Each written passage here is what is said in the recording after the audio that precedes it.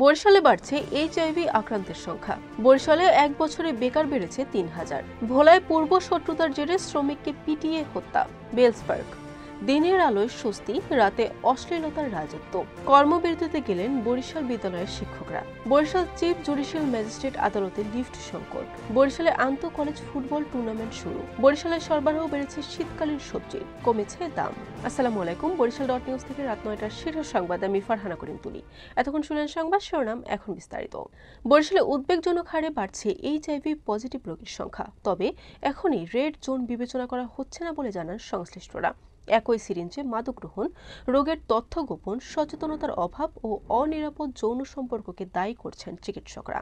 বরিশাল শহরের মেডিমেড, ফরচুন সুজ, অমৃত পানি সহ অন্তত 10টি প্রতিষ্ঠান থেকে গত 11 মাসে চাকরি হারিয়েছেন প্রায় 1,500-এরও বেশি মানুষ।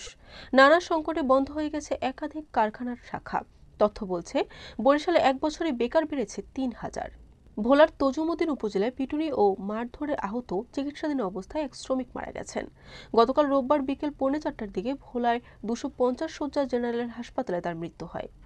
দিনের আলো নিভতেই বেলস পার্কের চেহারা যেন 180 ডিগ্রি ঘুরে যায়। পার্কের বেঞ্চ, গাছের আড়াল আর অন্ধকার কোণগুলো দখলে নেয় উঠতি বয়সী কিশোর কিশোরী ও তরুণ তরুণীরা। তথাকথিত ডেটিং এর নামে সেখানে চলে অবাধ অসামাজিক কার্যকলাপ। বরিশালের সোমবার সকাল থেকে বিদ্যালয়ে কর্মবিরতি শুরু করে শিক্ষকরা।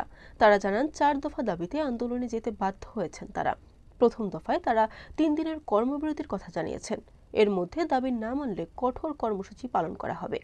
বরিশাল চিফ জুডিশিয়াল ম্যাজিস্ট্রেট আদালতে 10তলা ভবনে লিফট সংকটে চরম ভোগান্তিতে পড়েছেন আইনজীবী, বিচারপ্রার্থী ও আদালত সংশ্লিষ্ট ব্যক্তিরা।